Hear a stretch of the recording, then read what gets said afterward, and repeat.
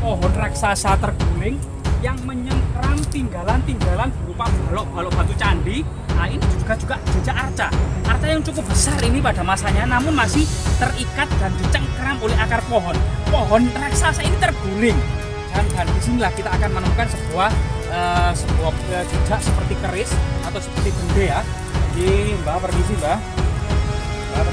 Nah ini, jadi ini bukan isapan jempol, artinya di situs-situs seperti ini masih banyak sekali pusaka-pusaka yang ditinggalkan oleh leluhur kita. Guys, jangan lupa like, subscribe, dan komen ya.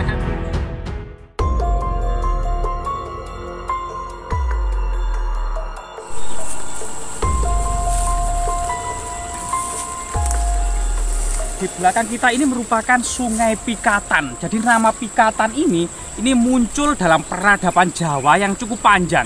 Misalnya dalam peradaban Jawa Tengah ya, yang mendirikan Candi Prambanan tidak lain adalah Rakai Pikatan Empu Manuku. Nah ini, termasuk kemudian dalam prasasti Wulik itu juga tahun yang dikeluarkan oleh istri dari Empu Sendok ya, tahun 835 juga yang memperingati tentang sebuah dahuluan atau dam itu yang terdiri dari desa Wulik ini memiliki 5 dusun: Pangiketan, Panghawaran, Busuran, Padi-Padi, dan Pikatan. Artinya memang sungai ini memainkan peranan terhadap peradaban-peradaban besar di Pulau Jawa.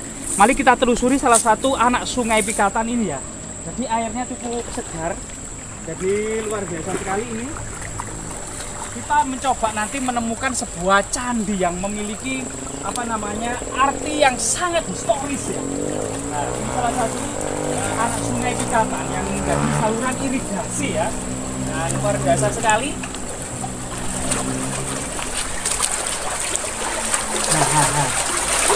Jadi diduga saluran irigasi yang sudah dibangun modern ini dahulunya merupakan kelanjutan dari sungai irigasi yang dibuat oleh Rakai Mangibil Parameswari Diakebi. Tidak lain adalah permaisuri dari Empu Sendok pada tahun 935.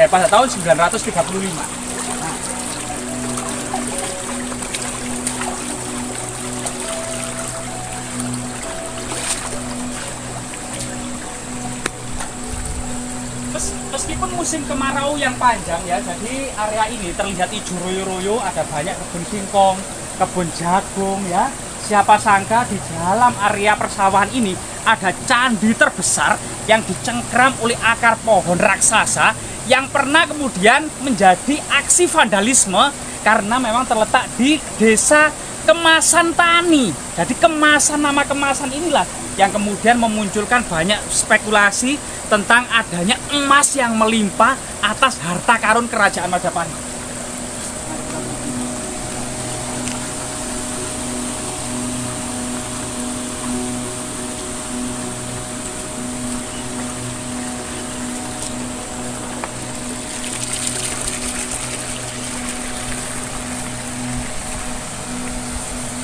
Jadi ada semacam pohon raksasa yang meranggas ya. Tapi siapa sangka di dalamnya kemungkinan ada harta karun.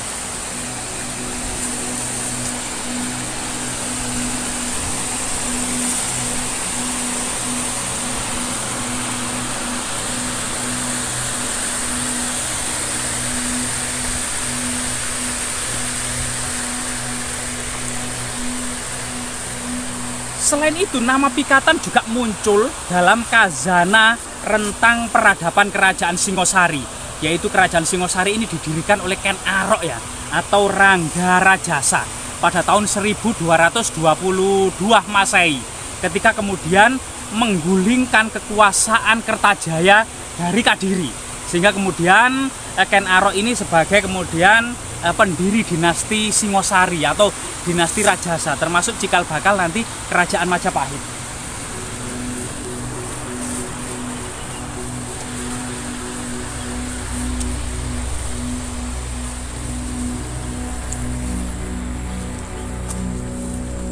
Coba ya di area kebun jagung ini kita mencoba mencari artefak-artefak yang cukup penting ya.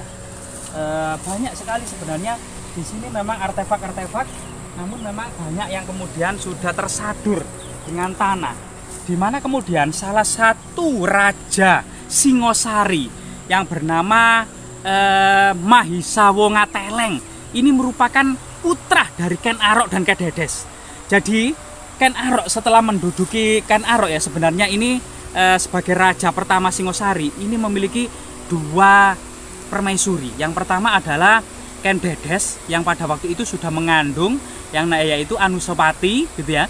Yang kemudian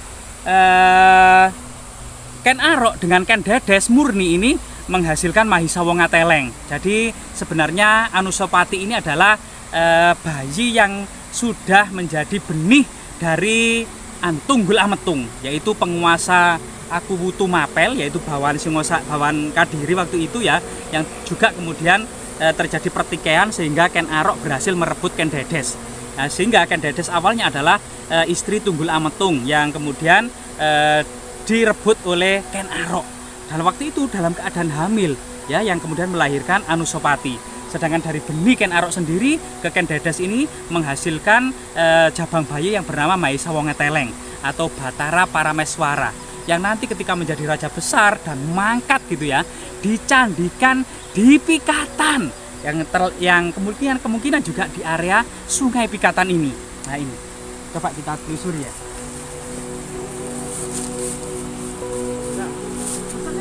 Tanah ini ya, kita akan mendapati jejak-jejak batu bata kuno. Nah, batu bata kuno ini dengan ketebalan sekitar 3 cm ini merupakan batu bata era Singosari Majapahit. Jadi abad ke-13 ke-14 dan cukup banyak gundukan ini. Juga gundukan ini juga dulu situs Gapura ya, bisa jadi ini situs Gapura. Sedangkan Ken Arok memiliki istri lagi, kemungkinan adalah putri Kertajaya dari Kadiri yang bernama Ken Umang. Jadi Ken Umang ini kemudian melahirkan seorang jabang bayi juga laki-laki yang bernama Panji Tojaya. Nah, inilah nanti istri 2 dan anak-anak yang banyak ini nanti memang ada sedikit pertikaian politik dan perebutan kekuasaan ya di antara mereka.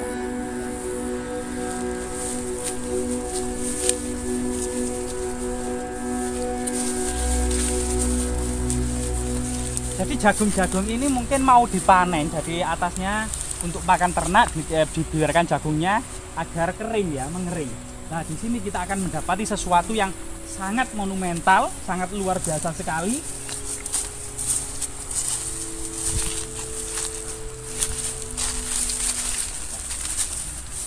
Jadi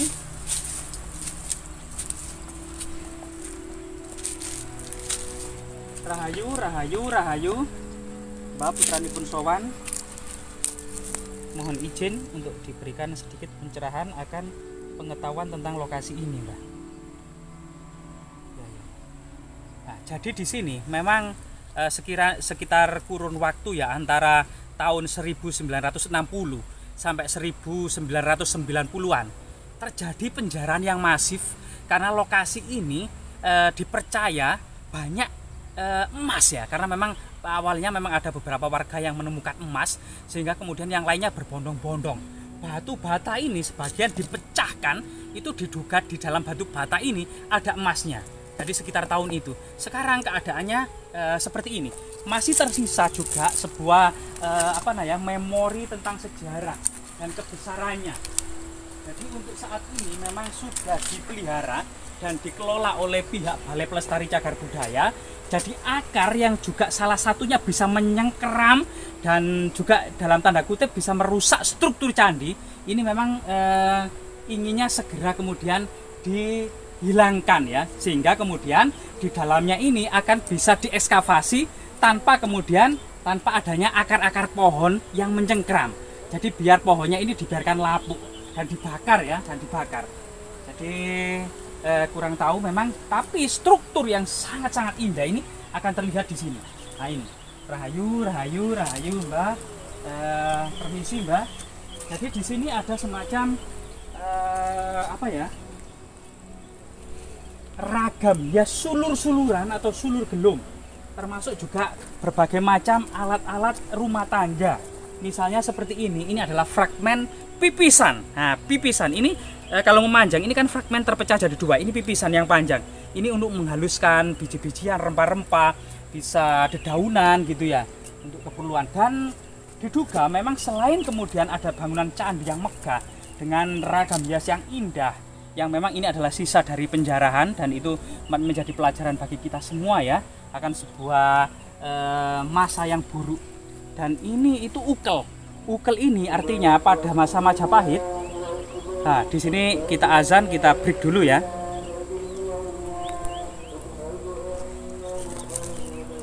Selain ternyata tinggalan-tinggalan berupa batu, berupa apa namanya batu bata kuno, balok-balok batu candi dengan ragam hiasan sangat indah sekali, sulur ceplok bunga-bungahan gitu ya, dan berbagai macam pecahan tembikar ya, pecahan tembikar ada kemungkinan wadah air, termasuk ini adalah ukel. Ukel ini hiasan apa namanya genteng. Jadi pada masa Majapahit dan Singosari itu sebenarnya sudah ada teknologi genteng ya, genteng, sudah ada teknologi genteng, sehingga ini adalah bagian hiasan yang pinggir-pinggir genteng itu loh, ukel. Nah, sampai saat ini beberapa daerah misalnya di pedalaman di Pacitan, di Ponorogo itu masih banyak rumah-rumah joglo dengan genteng-genteng yang masih menggunakan ukel.